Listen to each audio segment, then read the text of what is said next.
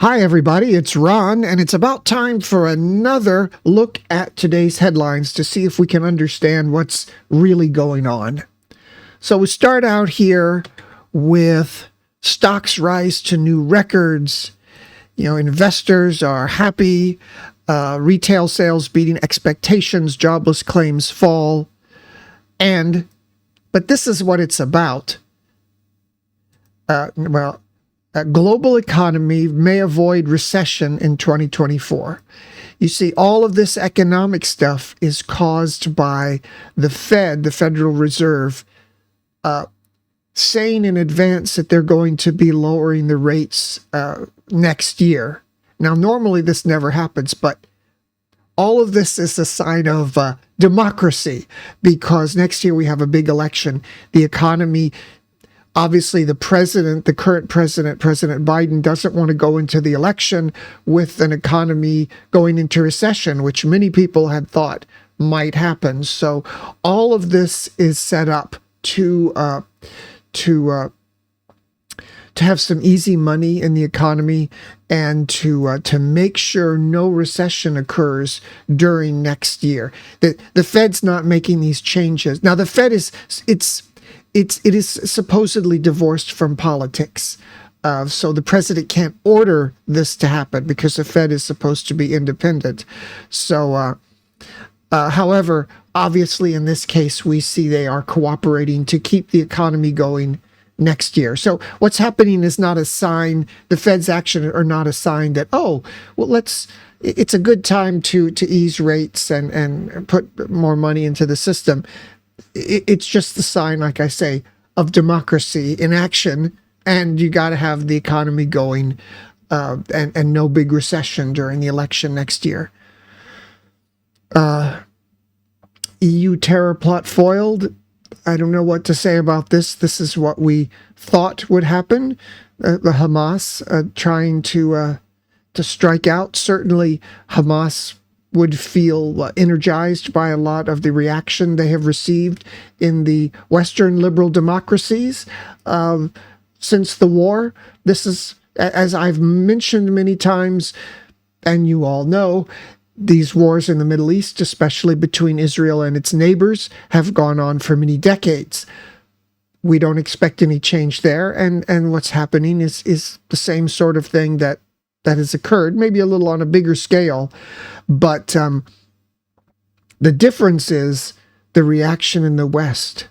Usually in the West, hardly anybody would ever say anything against Israel or its right to exist or anything anti-Semitic. This time, there has been a lot of pro-Palestinian, even pro-Hamas, and Israeli and anti-Jewish protests right in big universities in the United States and protests in the UK.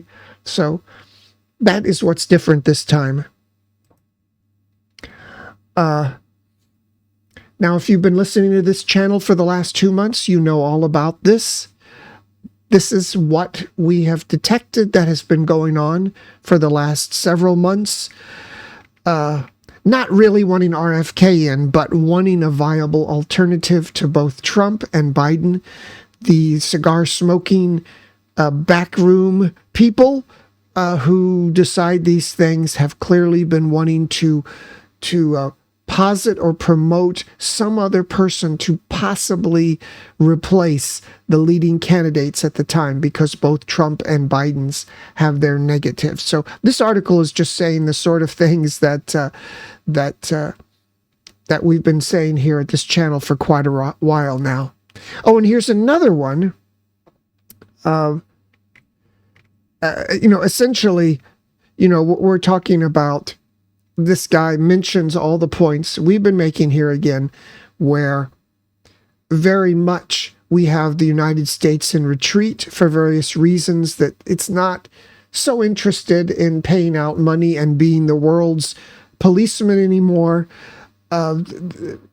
Maybe the public opinion has changed in the United States a little bit. Maybe it's been influenced by social media. Maybe people on both sides of the aisle, Republican and Democrats, are less willing to fund a war. Maybe the deficits are too big. Maybe they heard for years and years under Republican administrations like George W. Bush that wars are evil, we shouldn't have them. And now it just shows that there's not that much desire for American policing of the world. Oh, and the big thing is the U.S. is essentially energy independent. So while it still needs to police the world's waterways to make sure that oil gets to the countries that it depends on in Asia to buy its debts, like China and Japan, the U.S. It's not the necessity, maybe year by year, a little bit more each year, that the U.S. doesn't need to be involved in wars there. So it's sort of a declining U.S. power, but I would say it's just declining U.S. interest or necessity to be involved in all these things. And we've been talking all about this for months now. Sorry, had to cough.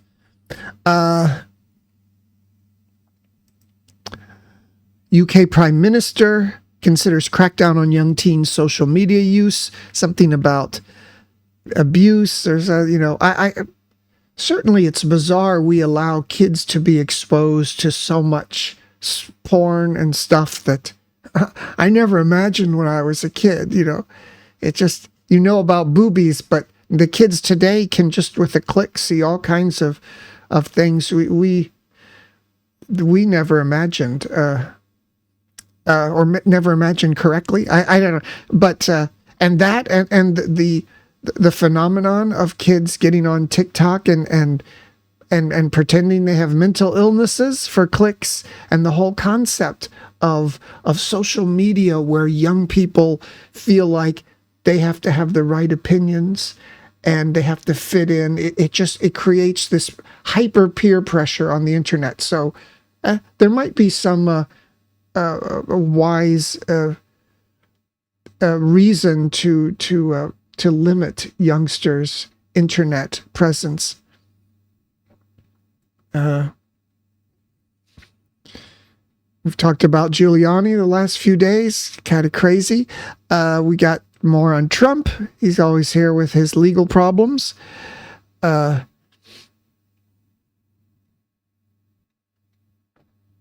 And we've got the war in the Middle East between Israel and Hamas. Again, you see how these things go on. They become less interesting, although I'm sure the human cost is still continues to be great. Why do gate lice line up early for a flight? This is people when they say, they're calling people to go on the plane by rows, and everyone lines up even when they say you don't have to line up.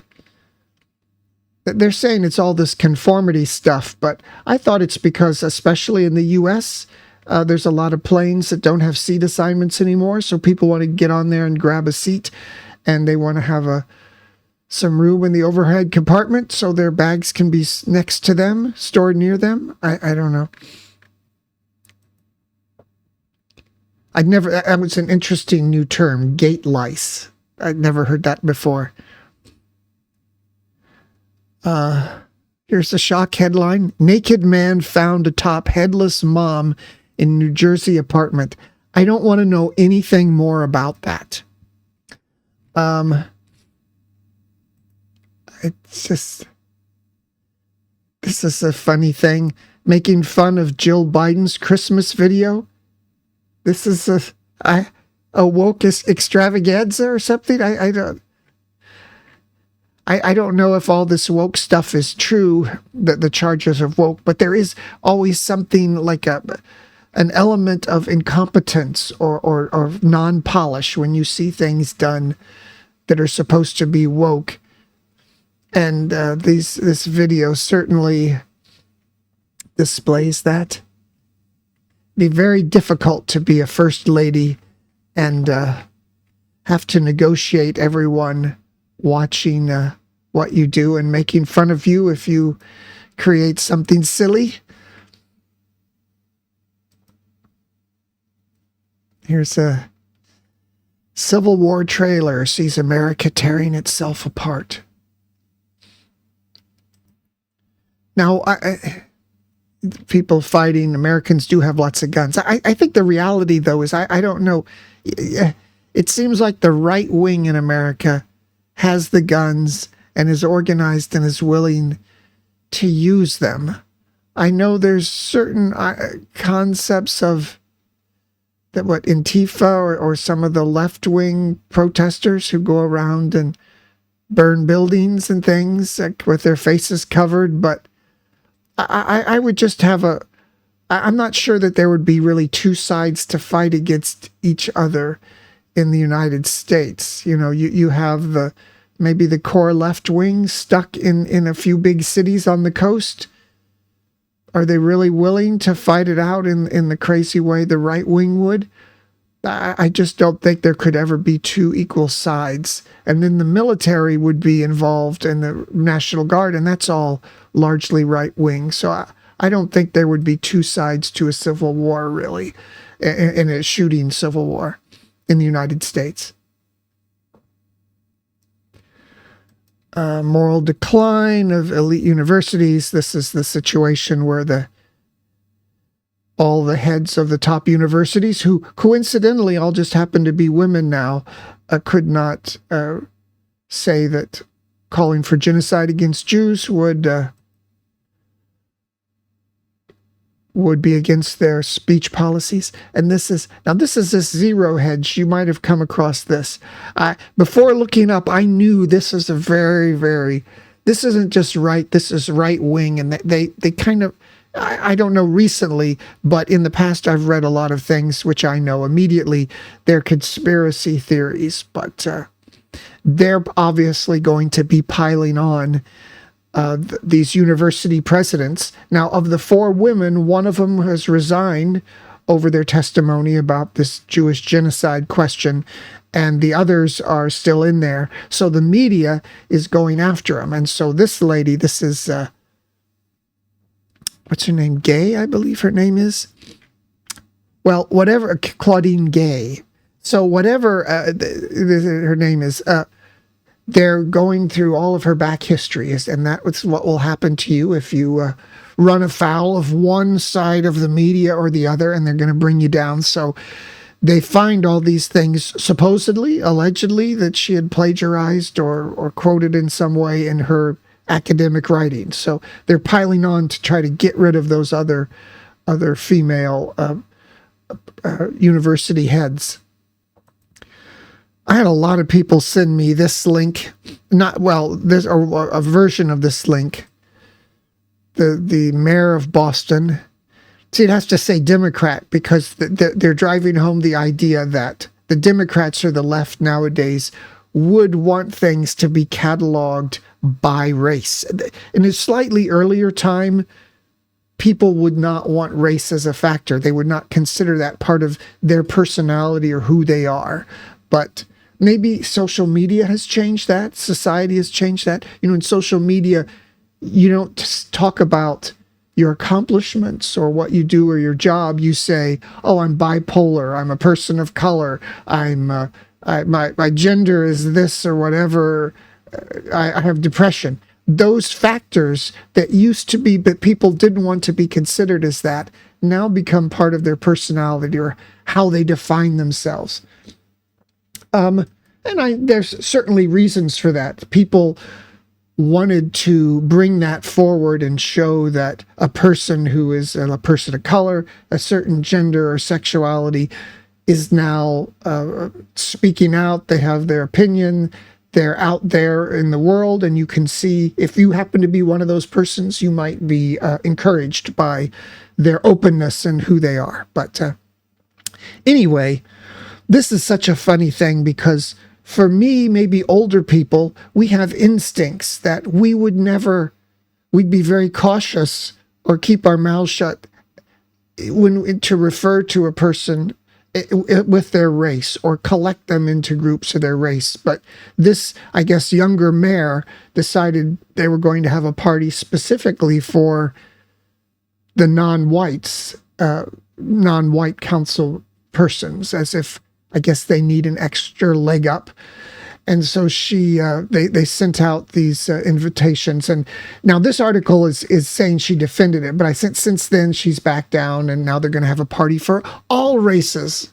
And so all this is past news. But the funny thing is that certain people of certain ages would have a different idea about this. Like I say, slightly older people would just have an instinct. They wouldn't have to think. Like they would never say, I would never have to think about it to say, I'm going to have a party just for one racial group and exclude others, and specifically exclude others. It's just in your DNA now that society has programmed people not to do that. So it's bizarre that anybody would have an instinct to actually do such a thing.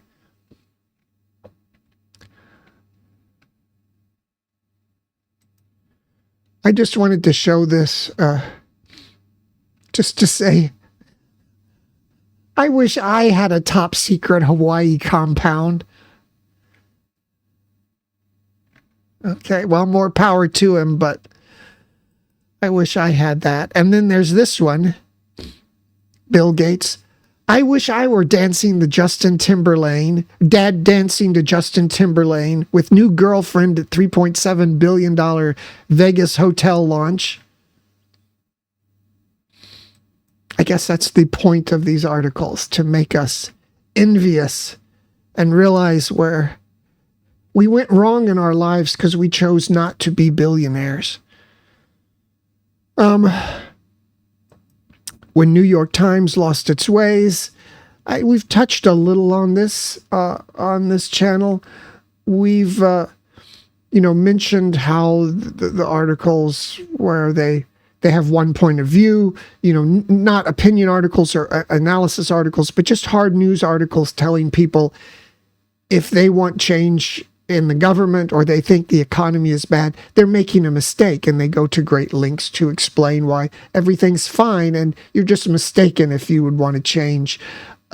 So this article just talks about how New York Times is left-leaning, but there came a point when they started to censor opinions, especially in the editorial page and the opinion page. And they give the example of George Floyd. Here it is, where they publish pieces arguing against the idea of relying on troops to stop the rioting after the George Floyd incident.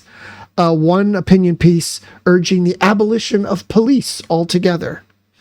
However, they did put in another opinion piece that was calling for the use of troops to protect lives and businesses, all probably innocent, from the rioters and the burning. And the other New York Times reporters started complaining about it on social media, and New York Times had to retract that opinion piece and apologize for it. This is something that, the mainstream media in the United States used to have a pride in presenting both sides of the story, trying to show that they were impartial in some way. But this whole removal of the opinion piece and the apology for that they were expressing the wrong opinion or allowed that to be in the newspaper, that was seen as emblematic of how these newspapers have gotten so polarized they're unable to maintain any kind of classic impartiality anymore. This is a horrifying thing, and this is why Google needs to be destroyed. News publishers see Google AI search tool as a traffic-destroying nightmare. So the idea was something like 40%. Let's say 40%. Yeah, 40% of the magazines or say in the media. The traffic for some media, 40%, comes from Google searches. But now Google's going to put this AI thing in there.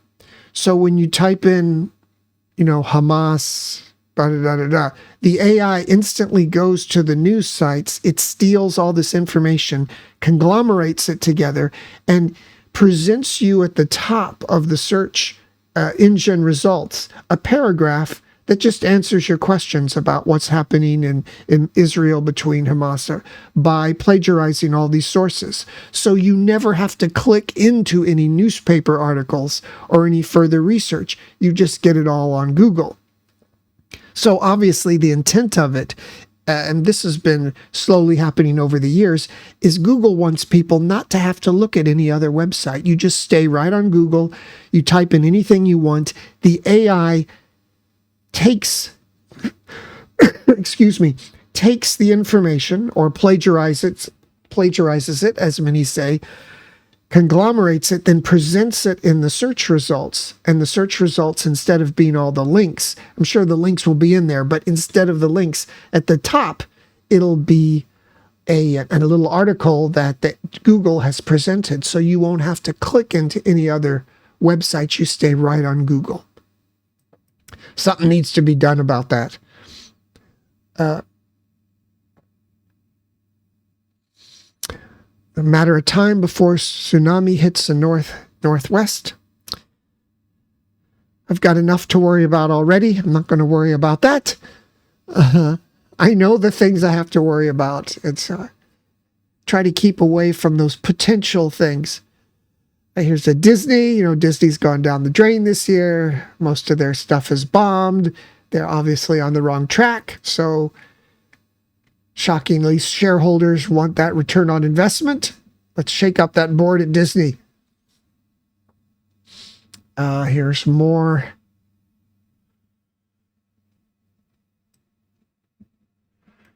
More on the war in Ukraine.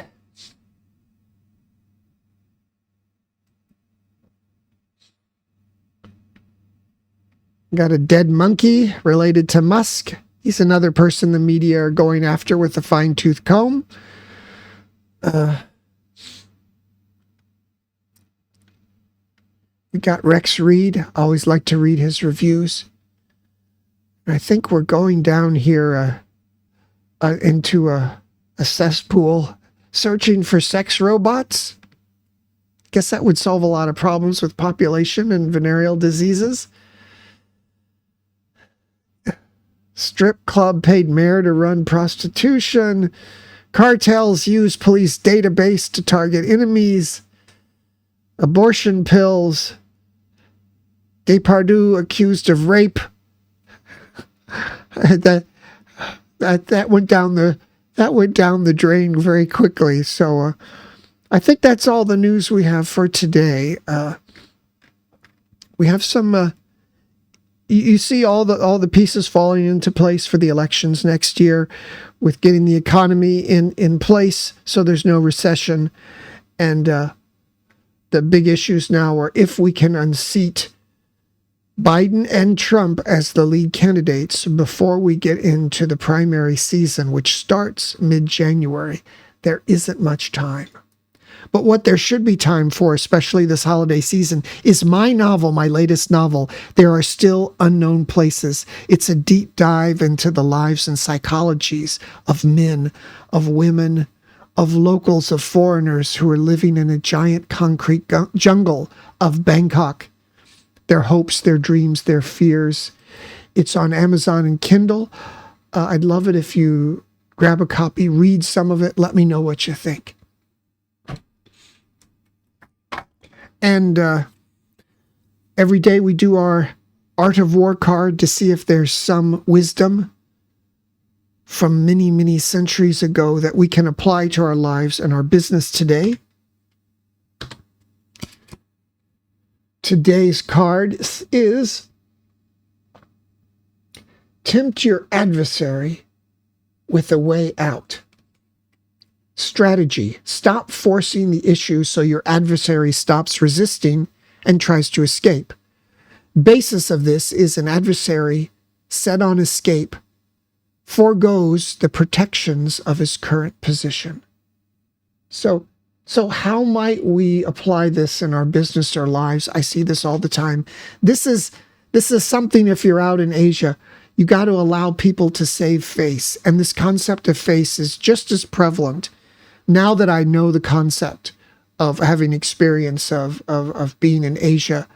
This concept is just as prevalent in the West, I believe, as it is in the East. And you see people, especially in this era of internet, social media, people online, people curate their personalities online. You got to be sensitive to see which people have that little bit of ego or narcissism or just the face saving. And when you're dealing with them, especially in some conflict, give them a way out of the situation, especially if it can accomplish your goal at the same time. Don't be the ego or the face saver yourself and think you've got to show them up. So I think that's the lesson for today. I will see you tomorrow with more headlines.